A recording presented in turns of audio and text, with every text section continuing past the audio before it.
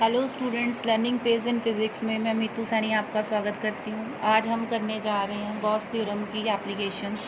2 applications मैं already करवा चुकी हूँ, उसको देखने के लिए आप मेरी प्रीवियस वीडियो देख सकते हैं। आज मैं जो सेकंड एप्लीकेशन हमने की थी, that is electric field due to a infinite plane sheet of charge, उसके हम कुछ न्यूमेरिकल पोर्शन करने जा रहे हैं। न्यूमेरिकल इस बेसिस पे आता है कि अगर हमारे पास एक शीट की जगह हमारे पास अगर 2 शीट्स आ जाएं तो हम किस तरह से उसको सॉल्व करेंगे।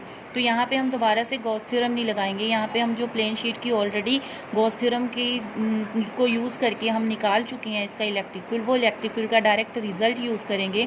तो देखो, अगर आपको कोई 2 शीट्स गिवन है, जैसे यहाँ पे हमने शीट ए शीट बी ली है, तो 2 शीट्स अगर आपको गिवन है और ये मैंने दोनों ही पॉजिटिवली चार्ज शीट्स ली हैं, आप दोनों नेगेटिव चार्ज शीट्स भी ले सकते हो या दोनों अपोजिट चार्ज शीट्स भी ले सकते हो, एक पॉजिटिव एक नेगेटिव, तो किसी भी तरीके से आप निकाल सकते हो। बट आपका जो मेथड है, जैसे मैं बताऊंगी, आपने इसी मेथड से चलना है।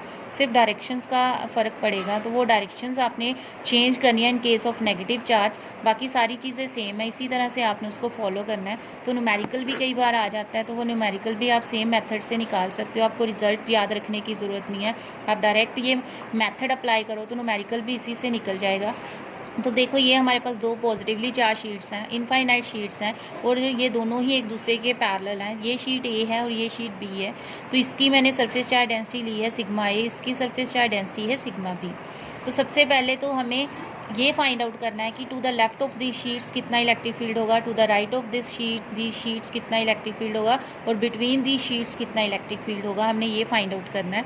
तो उसको फाइंड आउट करने के लिए हमने तीनों जगह पे कुछ रीजन सेलेक्ट कर लिए हैं। तो जैसे मैंने लेफ़्ट साइड के रीजन को रीजन 1 दे दिया, बिटवीन वाले को रीजन 2 दे दिया है, और टू द राइट वाली साइड जो है उसको रीजन 3 दे दिया है। तो इस तरह से हम सबसे पहले रीजन डिफाइन करेंगे, फिर उसके बाद हमने इसकी इलेक्ट्रिक फील्ड की डायरेक्शंस देखने की, इन शीट्स की वजह से इलेक्ट्रिक फील्ड की क्या डायरेक्शंस होगी। तो जैसे ये शीट ए है, तो शीट ए की वजह से जो इलेक्ट्रिक फील्ड की डायरेक्शन क्या होगी, that is away from positive charge. Electric field की जो डायरेक्शन होती है that is away from positive charge. तो ये ई ए की डायरेक्शन आ गई, दैट इज़ टूवर्ड्स लेफ्ट। इसी तरह इसको हमने अभी कंसीडर नहीं करना, इसको नहीं देखना आपने, पहले आप इसी शीट को देखोगे।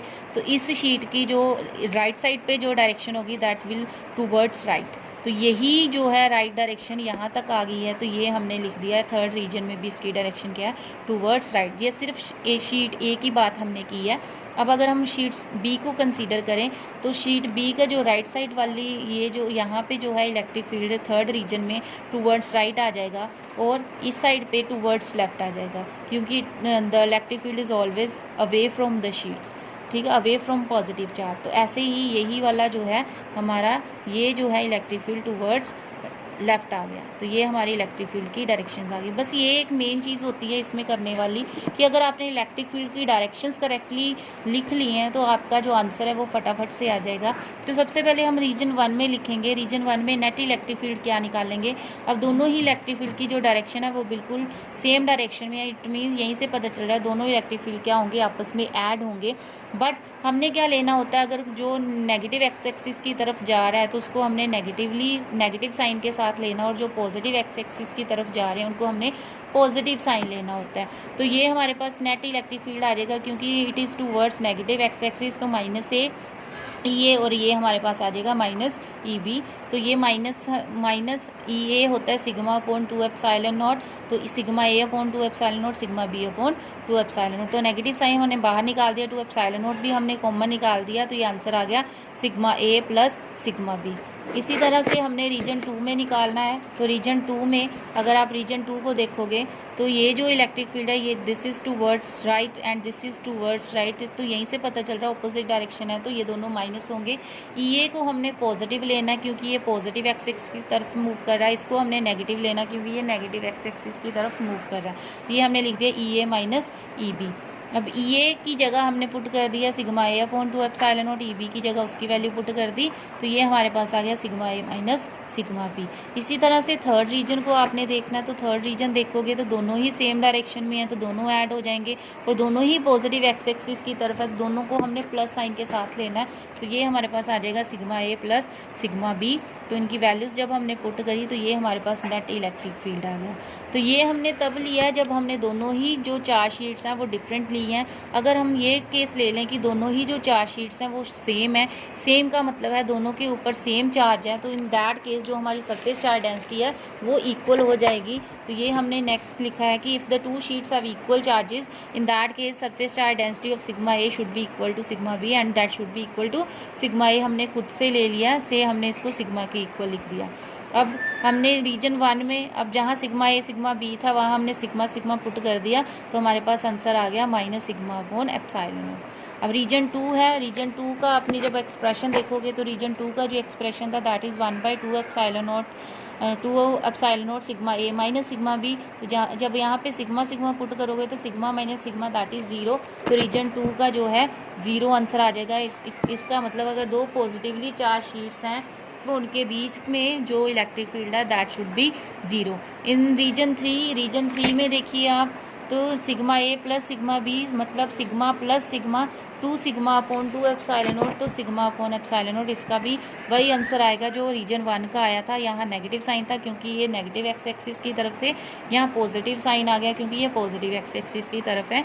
तो ये हमारे रिजल्ट्स आ गए हैं कि अगर दोनों इक्वल शीट्स हैं, इक्वल चार्ज शीट्स हैं। तो इसी तरह से आप अगर दोनों नेगेटिव शीट्स लेते हो तो भी आप अपना रिजल्ट फाइंड आउट कर सकते हो, बस डायरेक्शन डिफरेंट हो जाएंगी। नेगेटिव शीट के लिए जो हमारी इलेक्ट्रिक फील्ड की डायरेक्शन होती है वो टूवर्ड्स शीट हो जाती है, तो वो चेंजेस आ जाएंगे। इसी तरह आप एक पॉजिटिव एक नेगेटिव भी ले सकते हो। तो इन शीट्स को लेके आप खुद से ट्राई करो कि किस तरह से हम इलेक्ट्रिक फील्ड निकालेंगे। और थर्ड एप्लीकेशन जो है हमारी गॉस थ्योरम की थर्ड एप्लीकेशन है that is electric field due to a uniformly charged spherical shell. कि अगर अब हमने एक स्फेरिकल शेल लेना है, स्फेरिकल शेल मीन जैसे हमारे पास प्लास्टिक की बॉल होती है, तो प्लास्टिक की बॉल क्या अंदर से हॉलो, तो हॉलो स्फेयर है हमारे पास, तो उसके ऊपर हमने क्यू चार्ज दिया हुआ है, तो वो क्यू चार्ज क्या उस होलो स्फेयर के ऊपर जो है यूनिफॉर्मली डिस्ट्रीब्यूट किया हुआ है। तो ये हमारे पास पॉजिटिव चार्ज जो है बॉल के ऊपर, जैसे प्लास्टिक की बॉल होती है तो उसके ऊपर जो है डिस्ट्रीब्यूट हुआ है। तो इस जो बॉल है उसका जो स्फेरिकल शेल है उसका रेडियस हमने कैपिटल आर ले लिया। तो यहाँ पे हमारे पास 3 केसेस बनेंगे, 3 रीजन्स हैं जहाँ पे हमने इलेक्ट्रिक फील्ड निकालना है। तो रीजन 1 जो आ जाएगा that is small R should be greater than capital R. It means जो ऑब्जर्वेशन हमने पॉइंट लेना है वो स्मॉल आर डिस्टेंस पे लेना होता है and that should be greater than capital R. तो this is the capital R, तो इससे ग्रेटर डिस्टेंस लेना, तो that would be outside the sphere. तो ये हमारा केस बन जाएगा जब हमारा जो आउटसाइड द स्फेयर जो हमने इलेक्ट्रिक फील्ड निकालना है। सेकेंड केस हमने लेना है R is less than capital R, इसका मतलब कैपिटल आर से स्मॉलर लेना है हमने जो स्मॉल आर है, तो इसका मतलब इनसाइड द स्फेयर। तो ये इनसाइड का स्फेयर जो है केस बन जाएगा। एक केस लेना हमने R is equal to capital R, it means on the sphere. तो ये हमने 3 केसेस हमने इसमें डिस्कस करनी है कि यहाँ पे इलेक्ट्रिक फील्ड जो है क्या होगा। तो फर्स्ट केस हम कंसीडर कर रहे हैं outside the sphere. Outside the sphere ये हमने पॉइंट पी ले लिया स्फेयर से बाहर at a distance small R. तो सबसे पहले जो गॉस थ्योरम की कंडीशन, हमने गॉसियन सरफेस ड्रॉ करना है और that would be symmetrical surface. तो ये हमने स्फेयर के ऊपर एक स्फेयर ही जो है गॉसियन सरफेस बनेगा। तो ये हमने गॉसियन सरफेस जो डॉटेड में है ड्रॉ कर लिया है। और ये जो पॉइंट पी है यहाँ पे हमने एक एलिमेंट्री जो है एरिया लेना होता है, तो ये छोटा सा पोर्शन ले लिया हमने स्मॉल एरिया। इस स्मॉल एरिया की वजह से इस स्मॉल एरिया पे हमने क्या है इलेक्ट्रिक फील्ड निकालना है। तो इसकी जो एरिया वेक्टर की डायरेक्शन होगी दैट इज़ रेडियली आउटवर्ड, क्योंकि जो परपेंडिकुलर होता है नॉर्मल टू द सरफेस वो रेडियली होता है। तो ये रेडियस जा रहा था तो ये रेडियली आउटवर्ड हमारी डीएस की डायरेक्शन आ जाएगी। अब क्योंकि ये पॉजिटिव चार्ज स्फेयर है तो ये इस पॉइंट पे अगर मुझे इलेक्ट्रिक फील्ड की डायरेक्शन देखनी है that would also be outside. तो ये दोनों की डायरेक्शन जो है सेम आ गई है। तो अब हमने गॉस थ्योरम अप्लाई करनी है। तो गॉस थ्योरम क्या है हमारे पास, phi is equal to E dot D S that is equal to Q net upon epsilon not.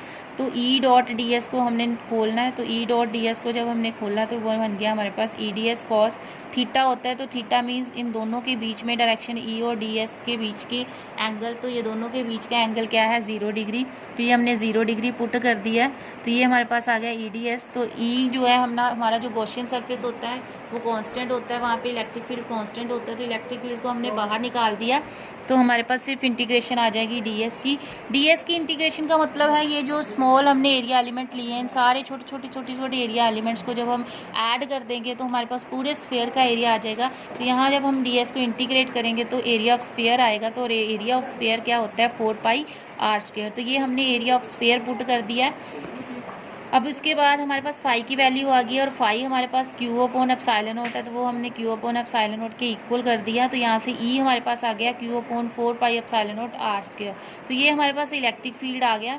और ये इलेक्ट्रिक फील्ड अगर ध्यान से देखोगे तो this is similar to the electric field due to a point charge. इसका मतलब ये जो हमने शेल लिया है इसका क्या केस बन रहा है कि ये जो सारा का सारा हमारा जो चार्ज है वो इसके सेंटर के ऊपर कंसंट्रेटेड है, तो that is considered as a point charge. तो ये हमारा सेम वही जो है केस बन गया पॉइंट चार्ज का।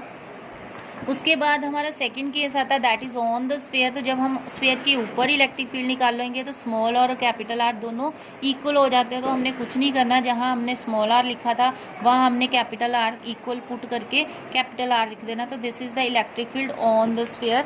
उसके बाद हमने निकालना है electric field inside the sphere. जब हमने इनसाइड द स्फीयर निकालना है तो देखिए इनसाइड द स्फीयर जब हम निकालेंगे तो ये हमारे पास चार्ज्ड स्फेरिकल शेल था